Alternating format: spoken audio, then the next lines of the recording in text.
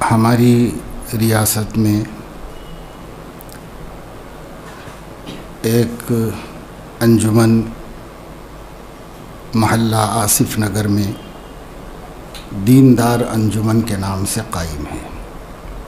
بہت قدیم ہے اور اس کے دونوں جانب دو گیٹ ہیں۔ ایک طرف خانقاہ سرور عالم صلی اللہ علیہ وسلم لکھا ہوا ہے اور ایک طرف جگت گرو آشرم لکھا ہوا ہے۔ اس خانقاہ کی نسبت صدیق حسین صاحب کی طرف ہے، جن کے بزعم خویش بہت سے القاب و آداب ہیں۔ انہیں دربار رسالت سے دیندار کا خطاب ملا ہوا ہے اور اللہ تعالیٰ کی بارگاہ سے نعوذ باللہ مظہر اللہ کا خطاب ملا ہوا ہے۔ خانقاہ کے اس نام کا ایک پس منظر ہے۔ عام لوگ یہ سمجھتے ہیں کہ حضور اکرم صلی اللہ تعالی علیہ وسلم کی طرف اس کی نسبت ہے، اور ان کے ماننے والے اور ان کے متبعین کا بھی یہی کہنا ہے، لیکن ان کے لٹریچر کے مطالعے سے پتہ چلتا ہے کہ انہوں نے ایک کتاب سرور عالم اور جگت گرو کے نام سے لکھی ہے۔ سرور عالم اور جگت گرو کا مفہوم ایک ہی ہے، معنی تو ایک ہی ہے اس کے۔ یہ کتاب اس اعتبار سے ان کی کوششیں جو اس کے سلسلے میں ہوئی ہیں اس کے اعتبار سے بڑی اہم ہے۔ اس کتاب میں انہوں نے غیر منقسم ہندوستان کے طول و عرض کا سفر کر کے مختلف مذاہب کے معبدوں میں اور ان کی عبادت گاہوں میں، یعنی چرچوں میں اور مندروں میں اور یہودی عبادت گاہوں میں، اور ہندوستان میں جتنے اقوام ہیں ان اقوام کے علیحدہ جو معابد ہیں وہاں جا کر کے وہاں باقاعدہ قیام کر کے، اور وہاں پر جو بہت ساری ان کے ہاں مخطوطات ہیں، ان کے ہاں اپنے جو آثار تھے، ان سب کا مطالعہ کر کے سب میں سے اس حقیقت کو نکالنے کی کوشش کی ہے کہ اس پوری دنیا کے رہبر اور اس پوری دنیا کے محسن وہ حضرت محمد صلی اللہ علیہ وسلم ہیں۔ جیسے قادیانی نے اسلام کے لیے پہلے بہت اچھے کام کیے اور پھر اس کے بعد پینترا بدلا، ان کی کارناموں میں بھی یہ بڑا عمدہ کارنامہ ہوا کہ انہوں نے حضور علیہ السلام کی تشریف آوری اور ان کی آخری ہونے اور ان کے ہادی برحق ہونے اور ان کے عالمی نبی ہونے کو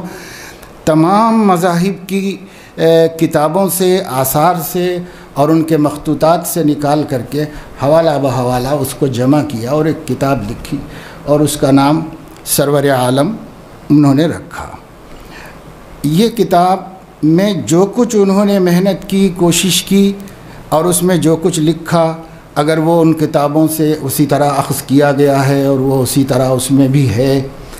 تو بڑی اچھی بات ہے کہ اس سے یہ ثابت ہوا کہ ہر دین، ہر مذہب میں آپ کے تشریف لانے کا ذکر ہے اور آپ کے ہادی عالم ہونے کا ذکر ہے۔ لیکن اتنی ساری محنت اور اس کے بعد یہ اتنا اچھا کام، پھر اس کے بعد ایک دعویٰ جس نے سب پر پانی پھیر دیا۔ جیسے کہا جاتا ہے کہ گھڑے بھر دودھ میں مینگ نہیں ڈال دینا، یا زندگی بھر کی محنت کو اکارت کر دینا، اور یا جیسا کہ قرآن مجید میں ایک بڑھیا کا ذکر کیا گیا ہے کہ وہ دن بھر دھاگا کاٹتی تھی، شام کو بنا کر پھر اسے توڑ پھوڑ کے برابر کر دیتی تھی، ختم کر دیتی تھی۔ اسی طرح یہ موصوف نے یہ کیا کہ اتنا سب کرنے کے بعد ایک عالمی ہستی اور ایک عالمگیر رہنما اور محبوب اور موعود شخصیت کا اس بات کر کے اب اپنا کام یہ کیا کہ اس کا مصداق اپنے کو بنا لیا۔ اس کا مصداق اپنے کو بنا لیا آخر میں، تو پھر یہ تو یہی ہوا، گھڑے بھر دودھ میں اس نے مینگنی ڈال دی اور معاملہ سارا ختم کر دیا۔ تو خیر اس کتاب میں اب بھی وہ عبارات وغیرہ سب موجود ہیں، وہ کتاب میں تو اسی طرح ہے، لیکن آگے انہوں نے جو دعوے کرنا شروع کیے، ان دعووں میں اصل میں اپنے کو بروز محمد اور خاتم النبیین صلی اللہ علیہ وسلم کا دوسرا جنم ثابت کر کے وہ سارے فضائل کا اپنے کو مصداق اس نے بنا لیا۔ تو کبھی ہم کسی نشست میں موصوف کی پیدائش سے لے کر کے موت تک کا کچھ خاکہ بیان کریں گے، انہی کی اپنی لکھی ہوئی کتاب میں سے ایک کتاب ان کی اپنی لکھی ہوئی ہے، اور ہمارے پاس ان کا قلمی نسخہ ہے، انہی کے قلم سے لکھا ہوا، اور اس کا نام ہے نشأۃ اخری، کیونکہ ان کے ہاں ایک اصطلاح ہے اعادہ اسلام کی، کہ اسلام کا ایک دور تھا جو اس کا دور اولا تھا، اور اسلام کا ایک دوسرا دور ہے جو اس کا دور ثانی ہے یا نشأۃ اخری ہے، اور اس کو قرآن کے بعد الفاظ سے اس نے مؤید کر لیا، مدلل کر لیا، اور اس نشأۃ اخری یا وآخرین منہم کا مصداق اپنے کو اور اپنی جماعت کو بنا کر کے اسے قرار دے کر کے بہت ساری خرافات اور بہت ساری بے دینی اور بعضی بحثیں تو اتنی بیکار کہ آپ اس کو بکواس کے علاوہ کچھ نہیں کہہ سکتے، وہ سب بنا کر کے ایک دین، ایک مذہب اس نے تیار کیا ہے۔ ہم لوگ دیندار انجمن سے ہیں، مبلغین ہیں، دو لوگ ملے اور ہمارے کو کہنے لگے کہ ہم جو ہے چند بسویشوری اور جو ہمارے عقائد ہیں غلط ہیں، کافر ہیں، اس طرح کے ان لوگوں کی بحث رہتی، تو ہم ان کو سمجھائے کہ ہم کافر نہیں ہیں، ہم مسلمان ہیں، حضور اکرم صلی اللہ علیہ وسلم کو خاتم النبیین ہم مانتے ہیں، حضور اکرم صلی اللہ علیہ وسلم کے بعد اگر کوئی نبوت کا دعویٰ کرتا ہے تو وہ کافر ہے، کاذب ہے، دجال ہے، یہ ہمارا ایمان ہے، اور جو بھی کلمہ طیبہ لا الہ الا اللہ محمد رسول اللہ صلی اللہ علیہ وسلم جو بھی پڑھتا ہے وہ ہمارا بھائی ہے، ہم یہ بات مانتے ہیں، ہم مسلمان ہیں اور سب مسلمان کو بھائی بول رہے ہیں، ہمارے پاس کوئی غلط دعویٰ نہیں ہے، غلط قسم کے عقائد نہیں ہے، مگر جاننا نہیں چاہتے، ہمارے خلاف ویڈیوز بنا کے ہمارے خلاف لوگوں میں پروپیگنڈا کرتے ہیں۔ ابھی بڑی معصومیت سے جو ویڈیو آیا ہے ایک شخص کا انہی کے ماننے والوں میں سے، اس نے بڑی معصومیت سے اپنے کو بے قصور اور مظلوم اور معصوم اور حضرت محمد صلی اللہ علیہ وسلم کو خاتم النبیین ماننے والے اور کلمہ لا الہ الا اللہ اور محمد الرسول اللہ کے قائل اور نماز کے پڑھنے والے اور ظاہری طور پر شکل و شباہت میں اللہ کے نیک بندوں اور اولیاء اور مشائخ کی شباہت رکھنے والے وغیرہ، تو اس کی بنیاد پر یہ بتانے کی کوشش کی ہے کہ ہم لوگ سب مسلمانوں کی طرح ایک بہت وفادار سچے پکے مسلمان ہیں، ہمیں زیادہ سے زیادہ ایک جماعت سمجھنا چاہیے اور ہمیں کوئی مذہب نہیں سمجھنا چاہیے، کوئی دوسرا دین نہیں سمجھنا چاہیے۔ لیکن سچی بات یہ ہے کہ میں آپ کو اس وقت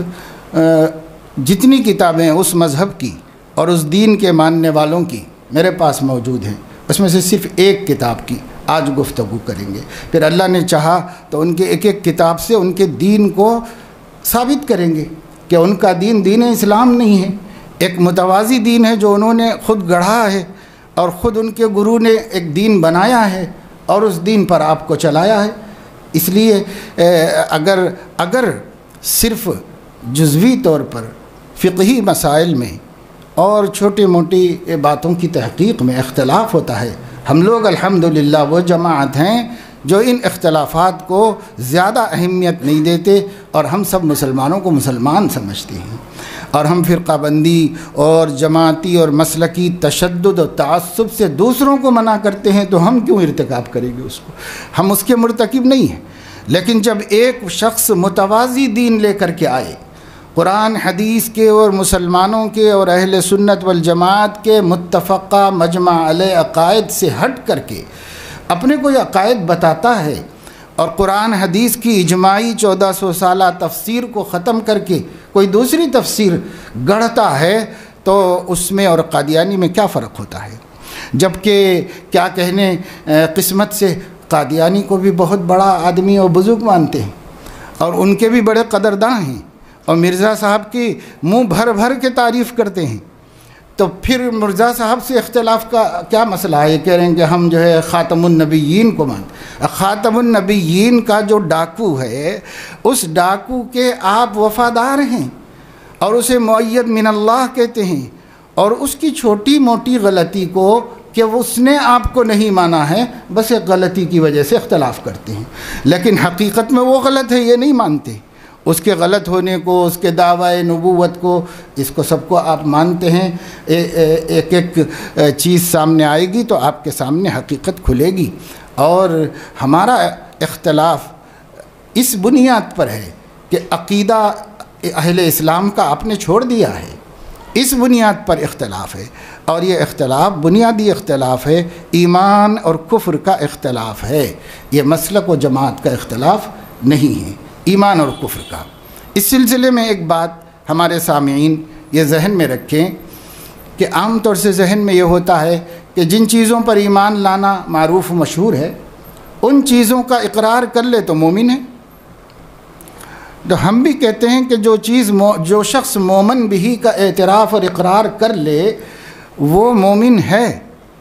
لیکن وہ مومن اس وقت تک رہتا ہے جب تک کہ ان ایمانیات کو نقصان پہنچانے والے کسی عمل کا اس سے زبان سے یا عمل سے ظہور نہ ہو، اس وقت تک۔ اگر کفر کا ارتکاب کرے، ایمان باقی نہیں رہے گا، وہ کفر ایمان کو ختم کر دے گا۔ تو ایک آدمی 10 15 20 25 50 کفریات کہہ رہا ہے اور اس کو عقیدہ بنا رہا ہے اور اس کی دعوت دے رہا ہے اور اس پر قائم ہے، اور اس کے بعد یہ کہہ رہا ہے کہ میں لا الہ الا اللہ کا قائل ہوں، میں محمد الرسول اللہ کو مانتا ہوں، میں خاتم النبیین کا احترام کرتا ہوں، تو کیا وہ مومن ہو جائے گا؟ وہ مومن نہیں ہوگا۔ ایسے بہت سے کافر بھی ہیں۔ ایک جگہ میں ایک عطر کی دکان میں گیا، غیر مسلم ہے، اور بڑی تختی لگی ہوئی تھی اس کی دکان میں داخل ہوتے ہی کہ ہندو ہوں، بہت دور ہوں اسلام سے، لیکن مجھ کو بھی محمد کی شفاعت کا یقین ہے۔ تو اب یہ تو کسٹمر بنانے کا کام ہے کہ بھئی اپنے گاہک بڑھاؤ، اس کے لیے ایک شعر لکھ کے لگا لیا ہے، لیکن نہ حضور کو مانا، اور صاف کہہ رہا ہے کہ ہندو ہوں، بہت دور ہوں اسلام سے۔ جب یہ کہہ رہا ہے تو کیسے مسلمان ہوگا؟ تو ہمیں یہ غلط فہمی دور کر لینی چاہیے، ہر مدعی کلمہ کو ہم مسلمان نہیں مان سکتے۔ یہ بات ہمارے تعلیم یافتہ طبقے میں بہت چلتی ہے، اور وہ یہ کہتے ہیں کہ بھئی کیوں مرزا کو کافر، ان کو کافر، ان کو کافر، علماء کیوں کہتے ہیں کافر؟ بھئی یہ تو کافر کو کافر بولنے کا حکم نہیں ہے، تو کافر کو تانا دینے کے لیے کافر بولنے کا حکم نہیں ہے، اس کے مذہب کا تعین کرنے کے لیے تو اس کو کافر کہا جائے گا۔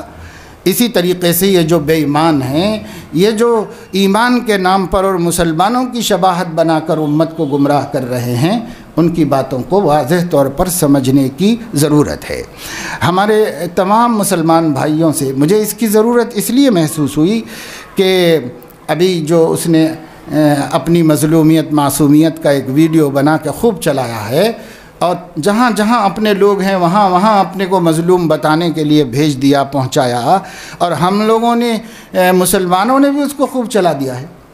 تو کہیں ایسا نہ ہو کہ بھولے بھالے مسلمان وہ یہ سمجھ بیٹھیں کہ بیچارے ایک مسلمانوں کے ایک کمزور طبقے پر دوسرے طاقتور مسلمانوں نے ظلم کر دیا ہے، اکثریت نے اقلیت کو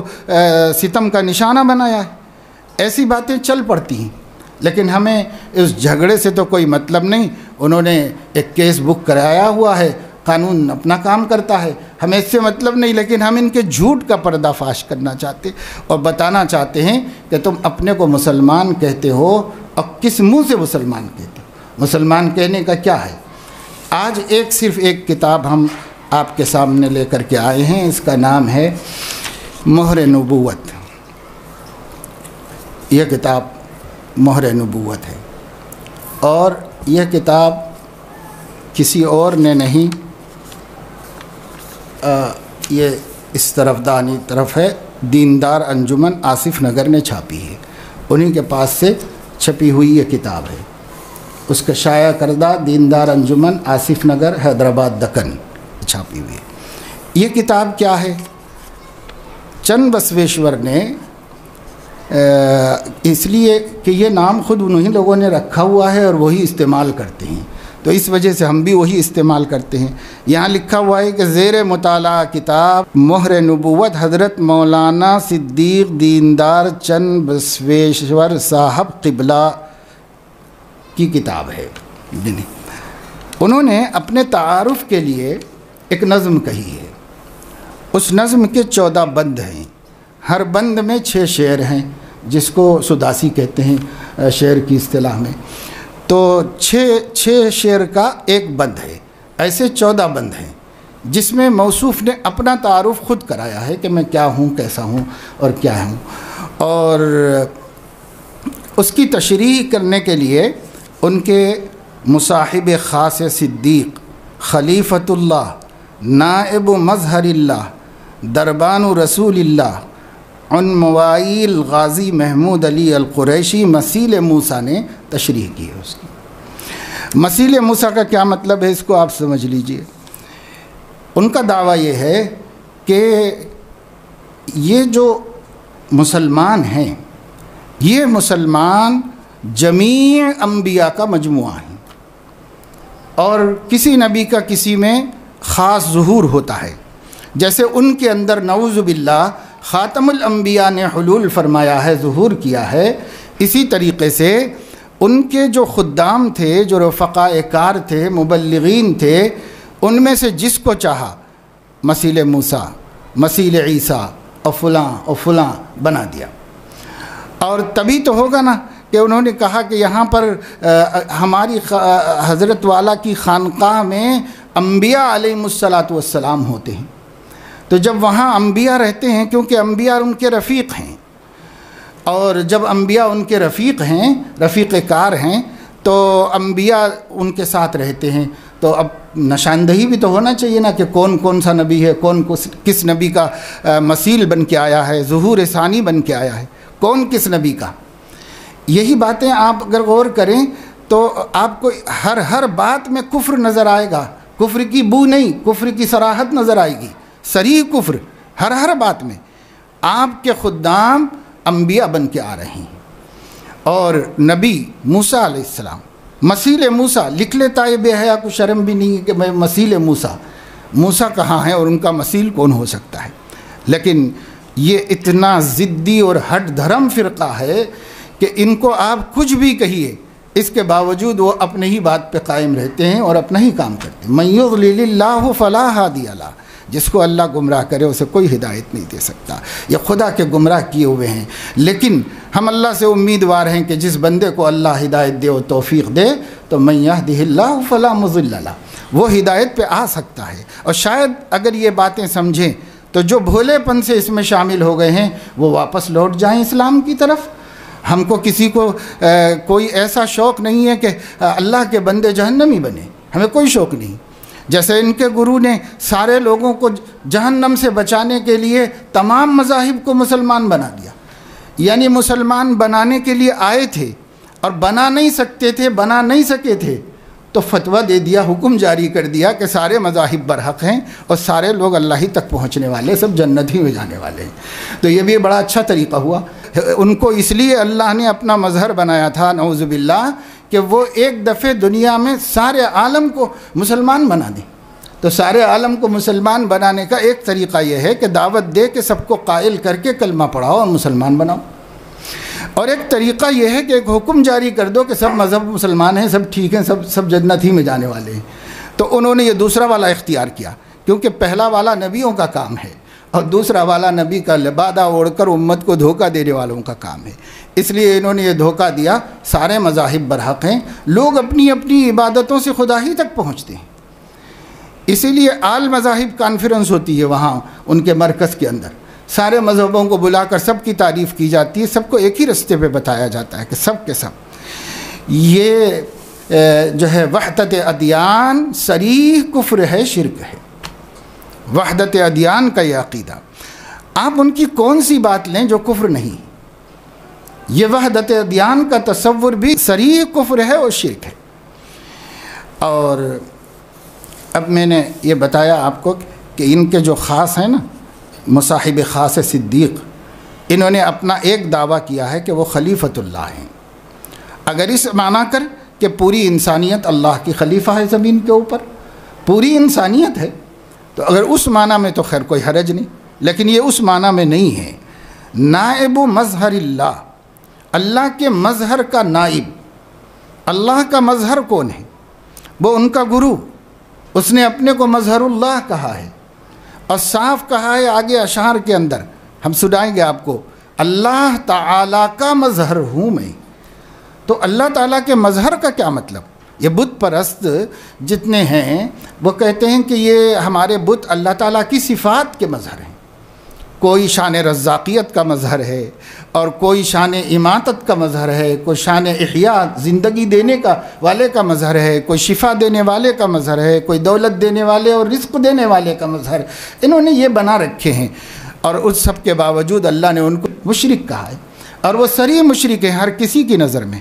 یہ اللہ کے مظہر بنے ہیں، ذات اللہ کی ذات کے مظہر بنے ہوئے ہیں یہ اللہ تعالیٰ کی ذات کے۔ اور میں سناؤں گا آخری فقرہ ان کا اس کتاب میں جو ہم نے نوٹ کیا ہے، اس میں تو انہوں نے صاف کہہ دیا ہے اللہ آیا اور مجھ میں آیا، یعنی اب اس کے بعد ان کا ایمان کہاں باقی ہے؟ اس کے بعد بھی ایمان باقی رہتا ہے کیا؟ جو آدمی حلول کا عقیدہ رکھتا ہو اور اللہ کی ذات کو اپنی ذات میں آنے کی صاف بات اس کا شارح کہہ رہا ہے، جو تشریح کر رہا ہے یہ ان کا مبلغ، اور جب وہ صاف کہہ رہا ہے کہ اللہ آیا اور مجھ میں آیا، تو اب کہاں مومن باقی رہا اس کا مدعی؟ اور اس ملحد، اس مرتد، اس گمراہ کو اپنا گرو، نبی کا نقش ثانی ماننے والے کیسے مسلمان باقی ہیں؟ تو بات تعصب کی ہے، نہ کسی عداوت کی ہے، نہ قومیت کی ہے، نہ علاقائیت کی ہے، بات ہے بھائی اسلام کے بنیادی عقیدے۔ جو بنیادی عقیدے ہیں اس سے جو ٹکرائے گا باہر ہو جائے گا، اب بنیادی عقیدوں سے نہیں ٹکراتا تو الگ بات ہے۔